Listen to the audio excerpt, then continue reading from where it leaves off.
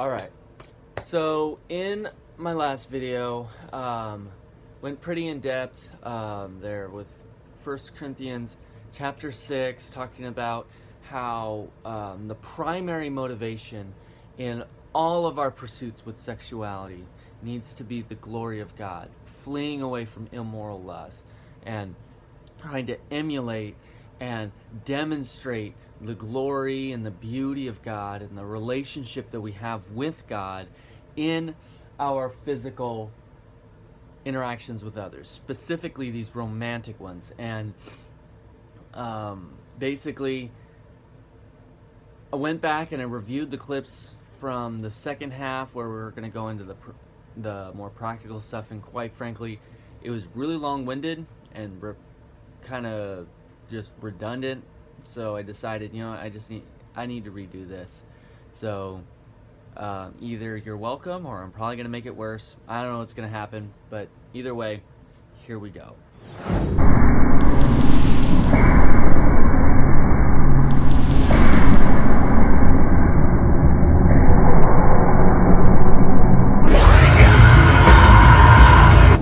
So first things first, I had the shots up here behind me of the staircases, and now we got homeboy here. He's going to show you how to build one. The reason for that is I'm using it as like a little bit of a visual metaphor for how to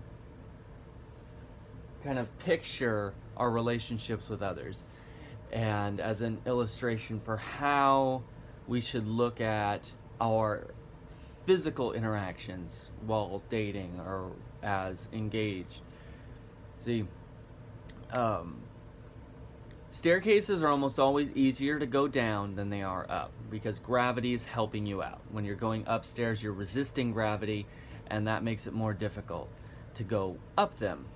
And like, even if you miss a step going downstairs, you're still gonna find yourself going down the stairs. You're just not in a controlled manner. And that is the metaphor I want you to keep in mind with physicality in a relationship. So my advice, let me just throw out my thesis, my primary advice towards anyone, junior high, high school, college, regarding dating and how much touching is acceptable. The answer is 0. Don't touch each other. The reason being is that every single physical interaction like that with your boyfriend or girlfriend is like taking a step down a flight of stairs. And once you're at a specific spot on the staircase, you're not coming back up. You're just going to keep going down. So let's say you have a boyfriend in 6th grade or 7th grade and you're kissing. You get it to mouth. When you have your next boyfriend in 8th grade, which probably won't even be that long, but let's say 8th grade, where are you going to start? Kissing. You might actually, like, the reason you start dating is because you accidentally kissed a boy. Alright? Then, when you get to your 9th grade boyfriend, are you going to start at kissing, or are you going to, like, where's it going to stop?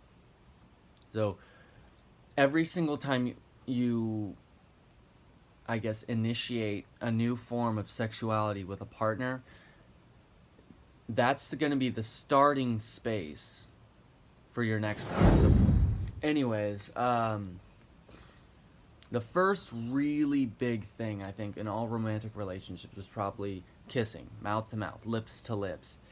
And what I would say is the only good fight in regards to that, because that's what I would say is the gatekeeper for all physicality in a relationship. You're not going to spend a lot of time making out with some boy or some girl that you've never kissed. You're not going to spend a lot of time with each other's hands down each other's pants or whatever. That's kind of graphic, but it is accurate. If you've never kissed, like, that's just as a standard.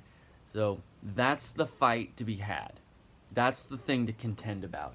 And that's the thing, if you'll notice, that when I'm having these conversations with junior high, high school, college boys and girls, that's the things for some reason they want to contend for the most. They're like, it's just a kiss, not a big deal. Well, it should be a big deal.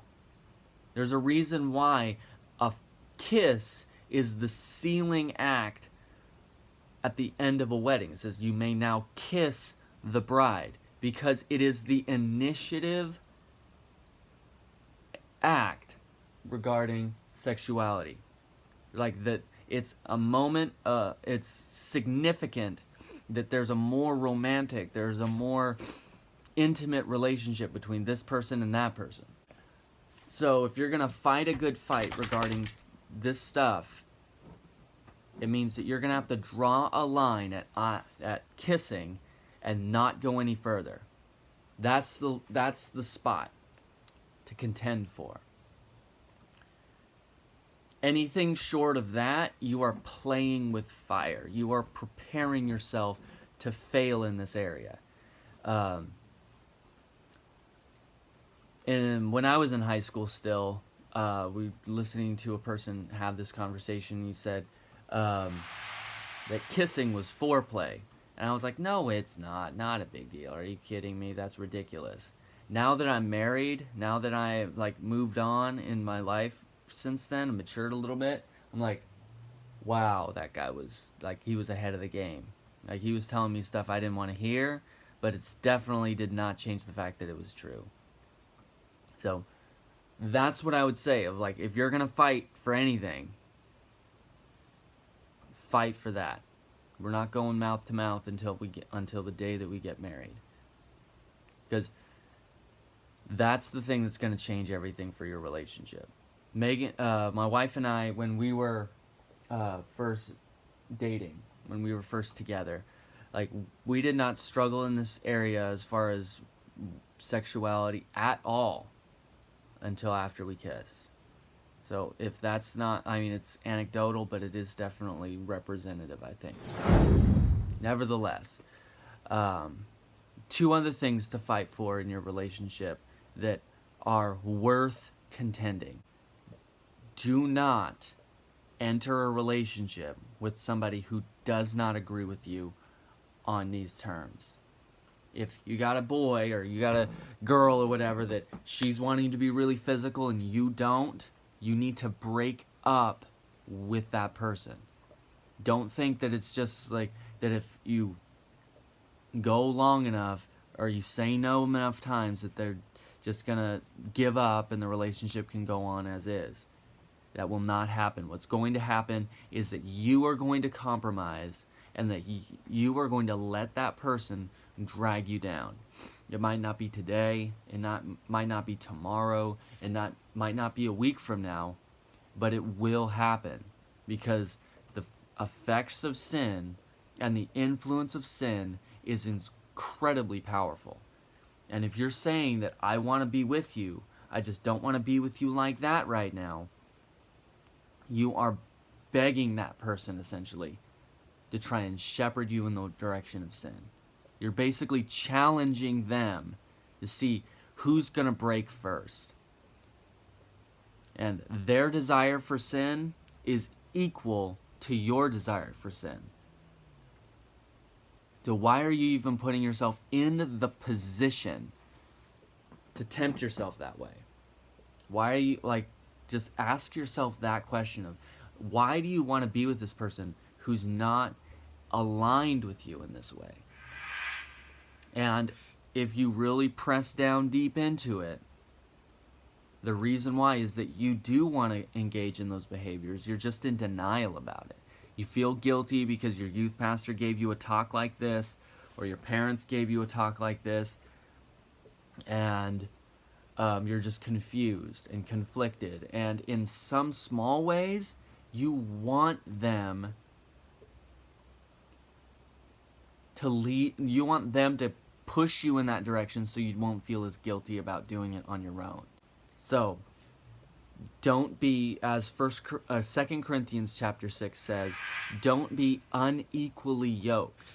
What a yoke was this big wooden object you would put around the necks of a draft animal, an ox or donkeys or whatever. You would put that around them, and it would keep them both going in the same direction.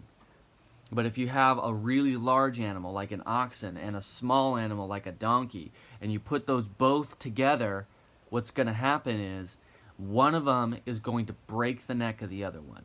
Or alternatively, you're just not going to be able to pull straight. You're not going to be able to keep going in the same direction because the force is not the same.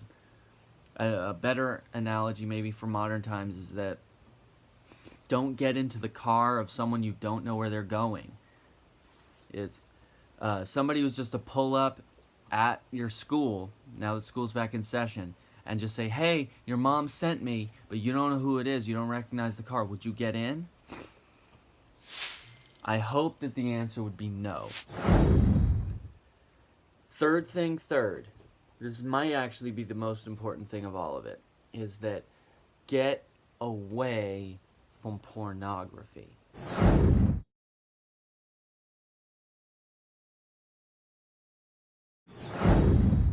All that kind of sexual temptation stuff. I mean, whether that's BET late at night, or if we're talking about I mean, you know what your triggers are. I'm not even going to try to wade into all the different varieties in which it takes form.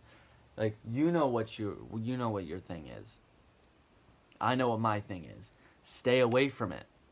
Don't tempt it. Don't get, if your thing is that you are tempted to use your phone late at night to look at whatever it is you're looking at, then you need to maybe put your phone out in the front room or in the kitchen and charge it out there instead of keeping it in your bedroom. Get rid of your tablets. Get all that stuff out of your room. Put those boundaries in place. Get some software that's going to monitor that stuff. Get some accountability partners that ask you honest questions about this stuff.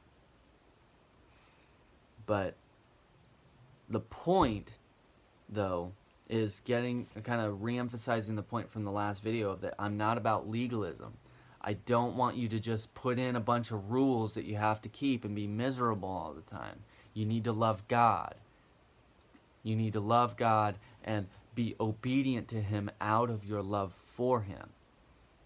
And this is just one way to enact that obedience, to show that you do truly love God. So, you obviously need to have your heart aligned first, but you need to have your behavior follow the truth of your life, because it will. If you truly love God, it'll go in one way, but if you truly just love your flesh and sexual gratification, then it's going to go in another way. So you need to stay away from pornography because it's dangerous. It's just the research that's coming out about how it's damaging people's brains, how it's rewiring them in an unhealthy way. That it teaches boys to objectify and to treat women as just stale objects that are for only their gratification, rather than treating them like human beings with loves and affections and feelings and hurts. So let me sum up. Basically, the point here is that I don't want to constrain you. I don't want to put chains around you to try and limit what you think is fun. What I'm trying to do is give you freedom. I'm trying to break you loose of this stuff that the society tells us needs to be happening, so that you can actually have freer, deeper, more developed relationships. Because the thing about this physicality thing is that as soon as you start going physical, you're going to stop growing together as a couple. Emotionally, you're not gonna talk as much. You're not gonna communicate as well, because anytime you get private time together, it's just gonna go straight to the physical stuff. So don't let that get in the way of you really getting to know each other as two people, rather than just experiencing each other's bodies. So first off, no touching. Don't touch each other's bodies at all. Don't hands off. Number 2 is kissing is off limits. Just don't even go there. And number 3 is cut the cord on pornography. Get rid of that stuff out of your life. Your relationships will benefit so much more than you can imagine. just from those 3 simple rules, right? All of that flowing out of a love for God, so that you can obey Him, so that you can resist temptation, so that you can finally be free in your relationships rather than being a slave like everyone else in society is. Right? I don't know if that was helpful for anybody, but I genuinely hope that if you watched this, that you will see my heart, as well as you will be able to kind of follow those simple steps, that God will give you the discipline, the resilience to be able to resist this just ridiculously sexualized culture that we live in. And if you know any teenagers and you like this video, you know any college girls that struggled with this, maybe send them the link to this video. Watch it together, maybe. Start talking about this stuff. Build some accountability groups around this issue, because you cannot fight this fight alone. You need people alongside that are going to encourage you in the way of faith. So, if you liked it, like it. If you've got questions, or if you disagree, I mean, feel free to leave a comment. I would love to talk to you about these things in a little bit deeper way. And if anything else, subscribe, follow, and I look forward to hearing from you. Peace.